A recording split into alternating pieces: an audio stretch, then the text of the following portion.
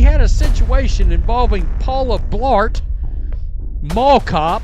That's right, played this time in the role by Wheezy from Jefferson, the Jeffersons. Yeah, showed up last night to try to check Sophie Cunningham. Did she think Sophie Cunningham was about to run out there cause an incident? Sophie Cunningham's in a damn leg contraption. It's not even a break, it's like a contraption. Sophie Cunningham had a showdown not on the court, but inches from it, right into the path of a burly Atlanta police officer who looked like she'd stepped straight off the set of a Kevin James flick. Hands on hips, eyes locked, and a stare down that screamed, "Not today." Cunningham held her ground for what felt like an eternity in arena time. Who is this one? Upgraded in any way. Odyssey was holding her right shoulder. The crowd went berserk, and just like that, a routine injury check spiraled into viral gold. It's Game 3 of the WNBA first-round playoffs at State Farm Arena in Atlanta. The Fever, the league's breakout darlings after a Caitlin Clark-fueled regular season, are banged up bad. Clark herself is out with a groin injury that sidelined her since mid-July, turning Indiana's bench into a who's who of crutches and ice packs. Sophie Cunningham, the 9-year-old sharpshooter traded to Indy from Phoenix in January, is right there with them. Her own season ended prematurely on August 17, a brutal knee-on-knee collision with Connecticut's J.C. Sheldon during a gritty overtime win over the Sunday. Diagnosis: torn MCL, surgery on August 22, and a full recovery timeline that has her itching for next spring, but glued to the sidelines now. This moment, basically, this is around the time where Odyssey ended up falling on the ground. She was laying out for a minute, and everybody was concerned, right? Everybody was checking, sitting at the half-court line. Now, this security guard came up and started saying, "Hey, y'all get back, get back." And Sophie was just basically saying, "Hey, we're across the half-court line. Like, what's the problem? We're just checking on our team." The Fever trailed the Dream 85-82 with under 4 minutes left, the air thick with desperation. Odyssey Sims, filling in admirably amid the injury apocalypse, drives baseline and collides with Atlanta's Alicia Gray. Sims hits the deck hard, clutching her ankle, and the refs hit pause for a flagrant review. Timeout. The bench erupts, coaches yelling, trainers scrambling. And then, almost instinctively, Cunningham's up. She's in street clothes, a black hoodie, and jeans that scream, "I'm just here for moral support." But instinct doesn't care about wardrobe. She strides to center court, flanked by Chloe Bibby and a limping Clark, all three converging on their fallen teammate like a pack closing ranks. It's raw, it's real, the kind of teammate solidarity that wins championships, or at least playoff series. But wait until you hear this part. Enter the officer. From the shadows of the sideline, this Atlanta PD veteran Paula Blart materializes like a heat-seeking missile. She's built like she benches semis for fun, badge gleaming under the arena lights. So today, lads, we have got something really, really weird. A situation that happened during the game, and I literally was watching it, and I'm like, there is no way. There is no way at all. And this has just happened. There is no way. In a game where obviously it is, like, where it matters, where it absolutely matters, because look, you are trying to win. You're in the playoffs, emotions are high, and we just saw a police officer confront Fever players for standing up.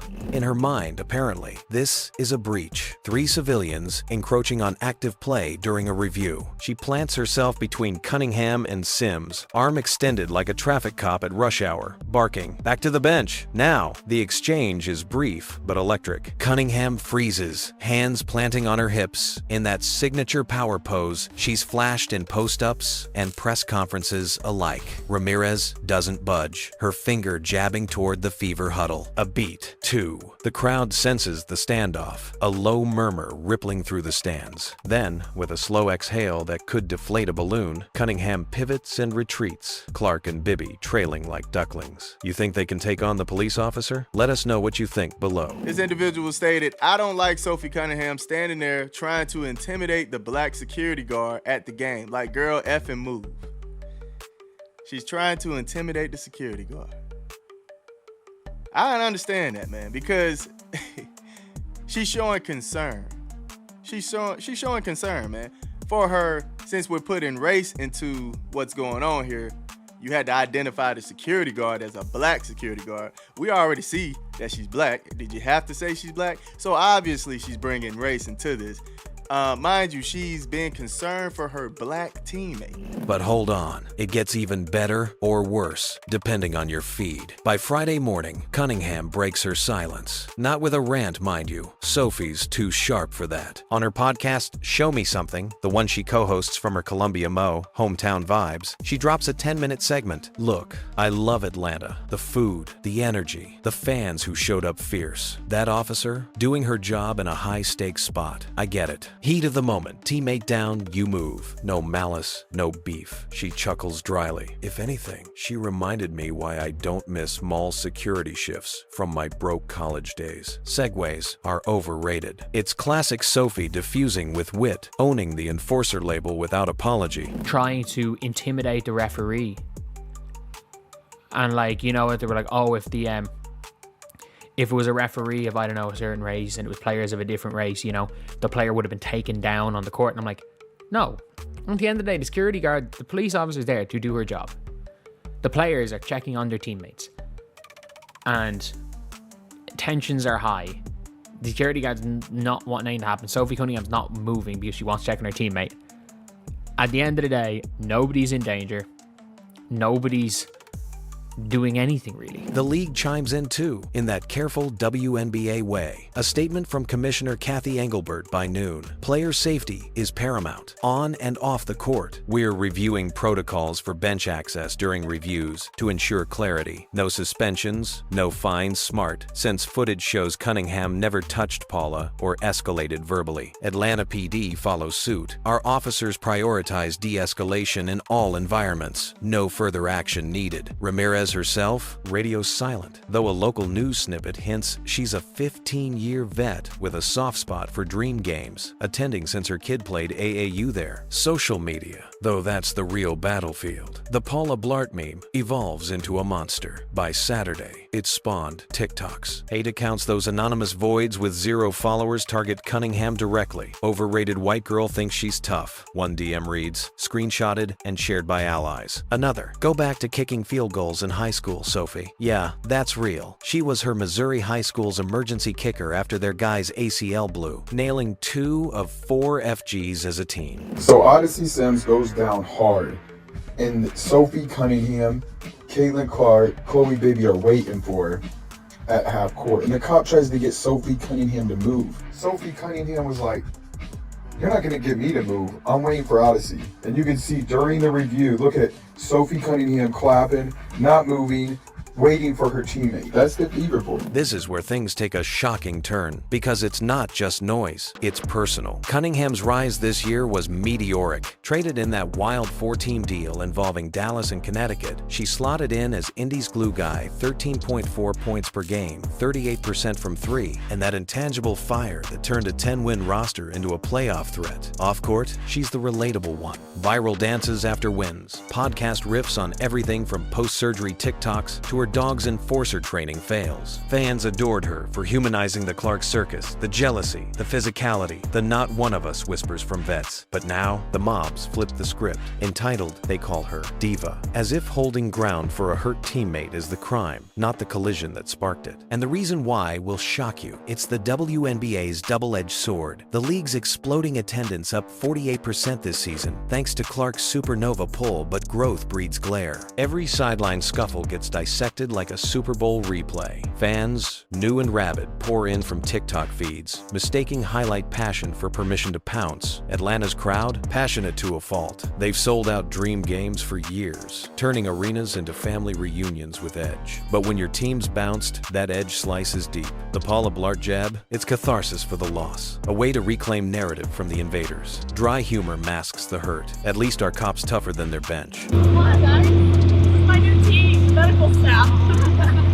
Oh, yeah. Zoom out, and it's bigger than one stare down. Women's sports are at this inflection. Bigger crowds, bigger stakes, bigger scrutiny. Remember the 2024 Chennedy Carter hip check on Clark? Viral outrage, league apology, endless debate, or Angel Reese's nail swat in the rematch? Same cycle. Cunningham's moment slots right in. A flash of protectiveness twisted into provocation. Fans going after her? It's not about Sophie, it's about the tribe. Fever diehards defend with montages of her assists, her alley-oops to Clark pre-injury. Dream supporters counter with Gray's 28-point dagger, Sims's grit. Everyone's got a hill, and social media's the Molotov. But here's what they're not telling you. Beneath the memes, there's a quiet win. Indiana advances, punching their semis ticket against the Liberty or Sun, whichever survives that bloodbath. Cunningham's back on the bench Sunday, knee braced but spirit unbowed, hyping the elite bench mob, as Clark calls it. Post-game, she hugs Ramirez courtside, no cameras, just a nod. Respect, she says later. The officer grins. Next one's on me. Social media catches wind, a few wholesome threads cutting through the bile. This is why we watch. One reads, 10 Kelvin's likes. Nothing beats a jet.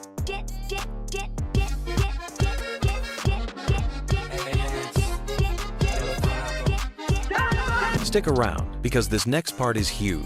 The fallout lingers into next week. Nike drops a limited Enforcer Stare Tee black hoodie graphic, hands-on-hip silhouette raising $50K for player mental health funds. Cunningham auctions her game-worn jeans from that night, fetching 12 Kelvins for Atlanta youth hoops. The WNBA tweaks its sideline rules, clearer demarcations during reviews, badges for injured staff. And the memes? They evolve into lore. Paula Blart becomes shorthand for overzealous official, popping up in NBA subs for ref beefs. Dry as ever, Cunningham tweets it first. Learned my lesson next time. I'll segue to the huddle. Number mall cop no more.